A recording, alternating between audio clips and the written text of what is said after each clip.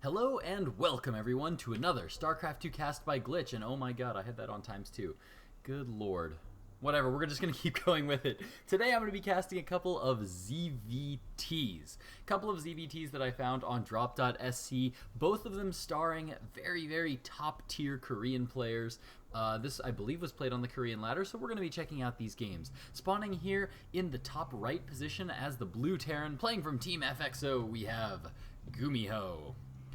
His opponent today spawning in the bottom left position as the green Zerg, we've got a barcode Korean player. So this is most likely another professional player. Most likely. He is Grandmaster, so if not professional, he's very darn good. So we're going to be checking out this game first, and then we're going to jump into a game from Startale Life. Oh, so excited for that game as well. Anyway, I just came from watching Artosis' stream. I don't know if you guys ever watch Artosis' stream, and he's got a really good, really informative stream, but today he had Last Shadow on coaching him while he played, and I don't know if you guys know who Last Shadow is, but he is a freaking genius, man. He's so good. He's so ridiculously good, and his coaching is amazing. I'm actually really tempted to get some of his coaching. You guys should definitely check him out. He mostly plays League of Legends these days, but he still knows his StarCraft stuff really well. Up until, I would say, about a year or two ago, he was on the Korean ladder, and he was ranked in Grandmaster. He was very high ranked Grandmaster, and I think as Terran, and then as Zerg he had a separate account where he was also like rank 70 as Zerg, which was his off race. So with his off race, he was like rank 70 Grandmaster on on the Korean ladder. So ridiculously good StarCraft 2 player who just really knows so much about StarCraft. He played a ton of Brood War. You guys should definitely check him out. He's on Twitter at IM_LS, and his Twitch channel is twitch.tv/IMLS. So definitely go check that out. These days he's streaming mostly League of Legends because he's a very extremely good League of Legends player. So if you guys are interested in League of Legends at all, go check that out as well. Alright, so let's start talking about this game, shall we?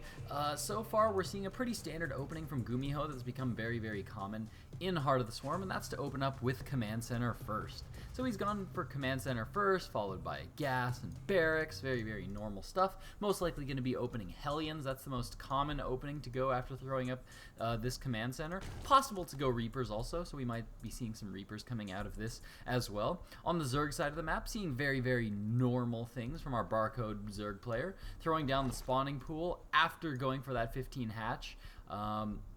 Losing some frames there. Apologize if you guys are seeing some lag there. But going for the gas, and then immediately going for the spawning pool right after that. So that was a gas before pool, and so that's what allowed him to get up a whole lot of gas, so that once this pool finishes, he was able to get his Zergling speed. Now he's just leaving up one drone on the gas, interestingly enough. Starting up 2 queens as well. Gonna have to see what he's going to be opting for after that. A lot of players have been toying with how many queens they should be getting in this matchup. It's very common these days to see just 3 queens, whereas for a long time it was pretty much the norm to be getting 4 queens. But a lot of players have been cutting those queens in favor of getting extra drones because they found that they can hold off with just 3 queens, hold off a lot of the early Hellion pressure. Terrans have also been a lot more conservative with their Hellions. They're not doing quite as much of just the diving in, trying to get as many drone kills as they can early on. In this more modern metagame, we've been seeing just 4, 5, 6 Hellions coming out, and then a transition into Widow Mines or Siege Tanks. So that's something that we've been seeing a lot more. So there's a lot less of that diving full in headlong with all your Hellions, trying to get as many workers as you can. Now FXOGuMiho here is sticking to just 1 gas geyser so far, but he did get up that factory, so I think I was right in predicting that he's going to be going immediately for Hellions here. As you can see, he's swapping that factory now onto this reactor. Most likely going to be seeing Hellions. Possible to also make some Widow Mines out of that, but Hellions is what he needs to be getting the scouting information, to really be getting across the map and starting to find out exactly what he can be doing against his opponent, who has gone back into gas now, is going up into lair as well, and has some lings now moving across the map. They're just going to be getting enough to just poke in here at the front and see what's going on.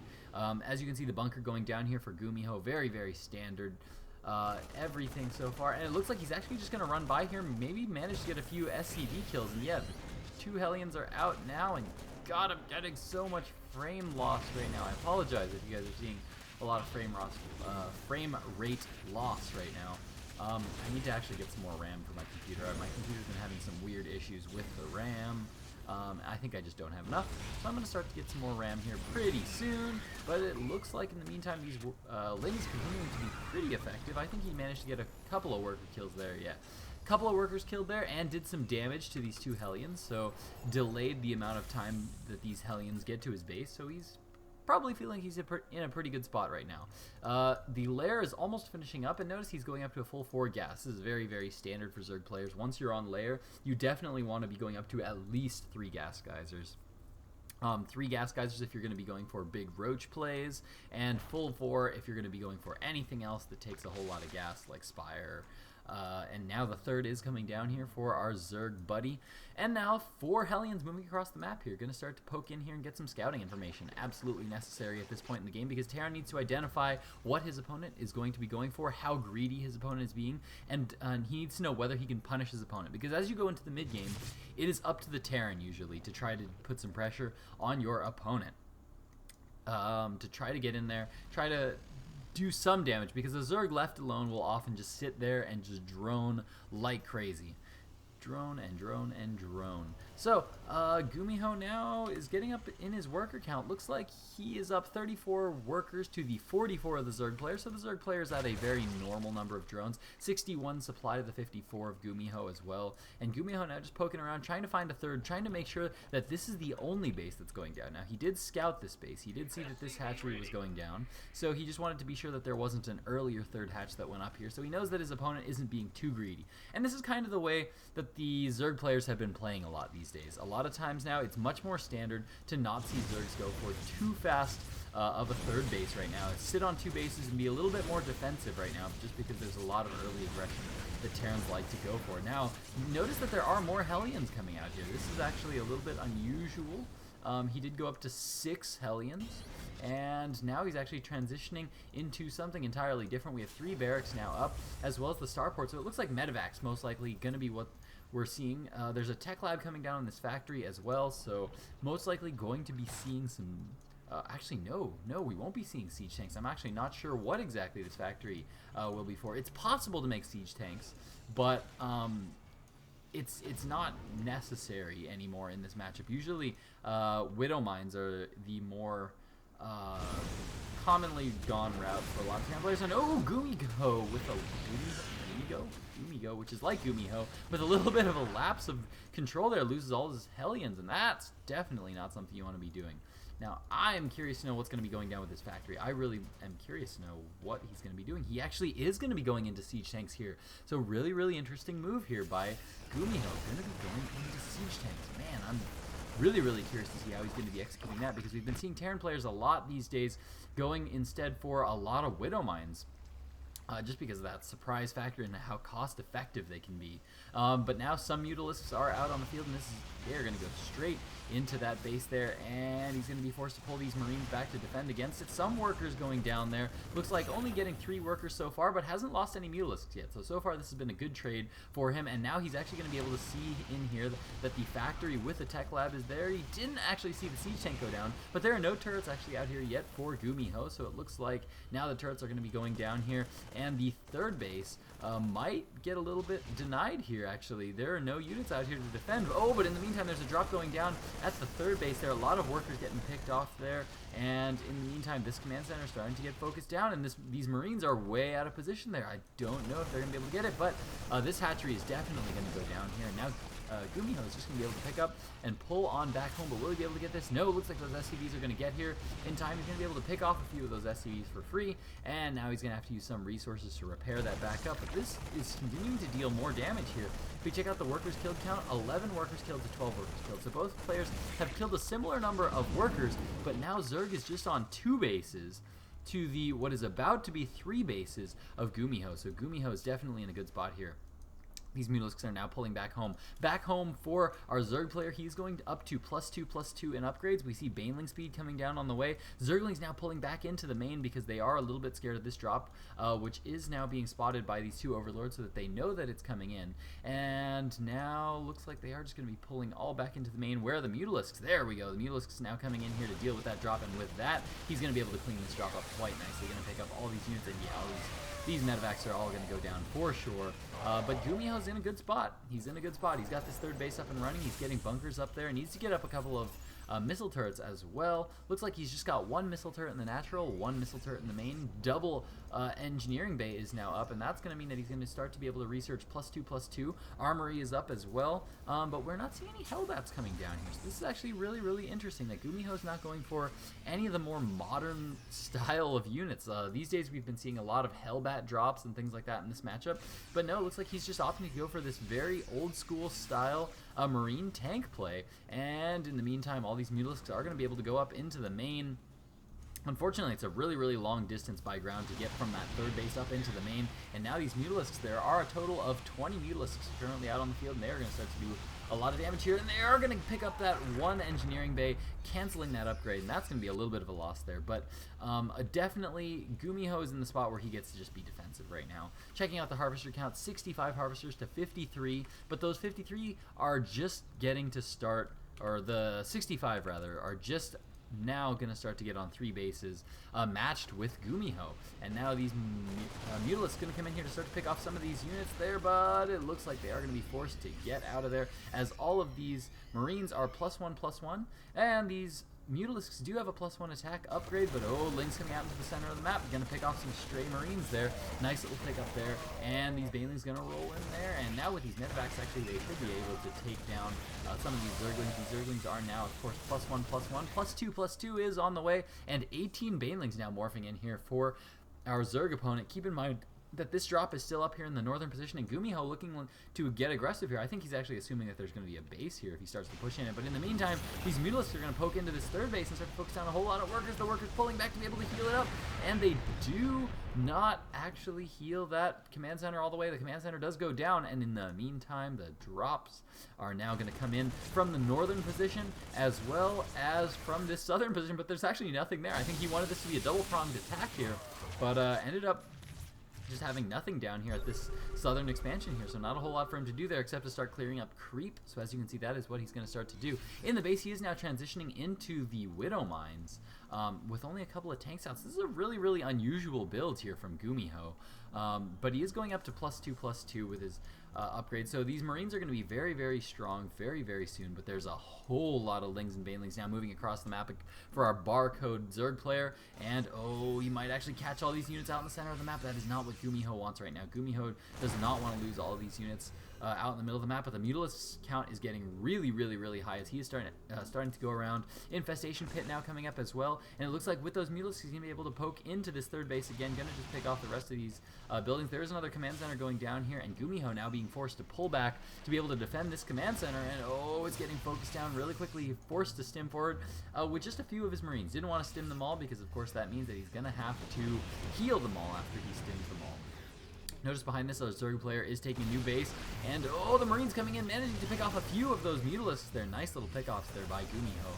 But now these Mutalisks going to go up into the main. Nice Marine splitting here by GLiTCHStarCraft as he's now defending all over the place. Oh, beautiful. Look at this. And with these Marines up here, he's going to be able to completely zone these Mutalisks in. This is a fantastic work here by GLiTCHStarCraft.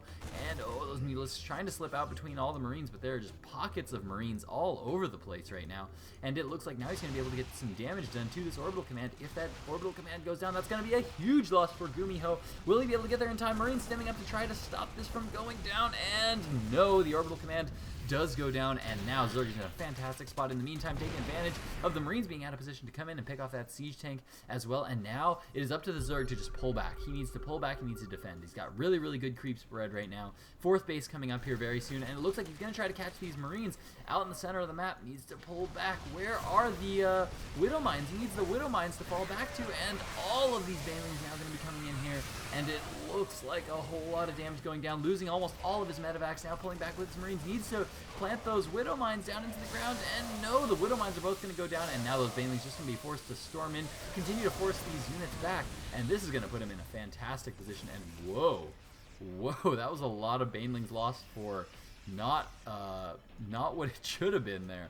Actually, that was a little bit of a bad trade there by our Zerg friend, but at this point he can kind of afford to make the bad trades because he's on more bases than his opponent. So right now he just wants to constantly go in and constantly just be aggressive and trade his units. Even if it's a little bit inefficient, he wants to keep trading units for units because he wants to try to starve out his opponent. He's got this Overlord dropping creep at the southern position. No drops coming down in the main right now. Hive Tech is currently up. We do see the Ultralisk Cavern coming down now, as well as the Zerg +3/+3 for melee. And somewhere here we also have the Adrenal Glands. There's the Adrenal Glands going down. That, for those of you that don't know, is the Zergling attack speed upgrade. These Mutalisks continuing to be a little bit aggressive there, and but the count is getting a little bit low. Notice he's not replenishing them at all. He's just strictly using this one group for map control, but he's trying to wait for those Ultralisks. He really wants to go into that Ultralisk attack. Now there is going to be a drop coming down here from llllllllll. He is preparing it down at this southern position here.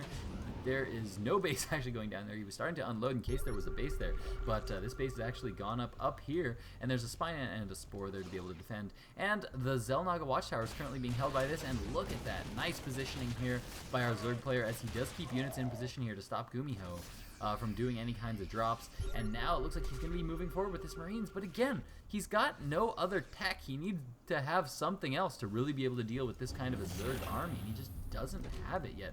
Another command center going down here. There's also this orbital command that's going to be going down to this base as well, but now the Mutalisk is going to be coming back to try to find this medevac, and there we go. He does finally spot it. Medevac gets focused down right away, and now the rest of those Marines are going to fall to the Zergling.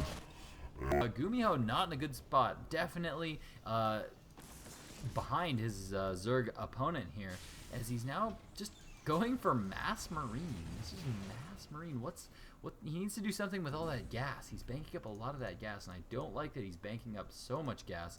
Everything he's doing is very, very mineral heavy right now. And oh, there we go. Now Widow Mine's finally getting added into the mix, and it looks like he is producing them 2 at a time, though none are coming out right now. No, he's just producing them 1 at a time. So just lots of barracks units. Lots of barracks units coming down, but the Ultralisks are now out on the field for our Zerg player, and he's continuing to just mine right now. He's continuing. He has no real reason to try to push into his opponent right now. He's currently going up to 5 bases to the what's about to be 3 bases of his opponent here, and oh, nice little Widow Mine hits right there, but the Widow Mine count is actually getting very, very high here for llllllll. If we check out the unit counting station, he's up to 10 Widow Mines right now, so that's about what he wants it to be at. He doesn't really want to go too much beyond that. Too many Widow Mines, and it'll actually start to cut into your army production too much, and he really needs to be able to spread them out, and they start to take a lot of micro here, but these units are all caught out of position as these medevacs, as the Widow Mines didn't quite get up in time, and now they are going to be going down here to all of these Ultralisks. These Ultralisks do very, very well against Widow Mines. Those Widow Mines can hit Ultralisks, and they don't deal too much damage there, and now all of these Ultralisks are going to move into the third, and llllllll is forced to GG out of that game. Fantastically played game there by our Zerg player. Did a fantastic job of keeping his opponent on that back foot. So we're going to jump into one more game. We've got a game for you by Star-Tailed Life, so stick around, guys. Star-Tailed Life coming up in just a moment.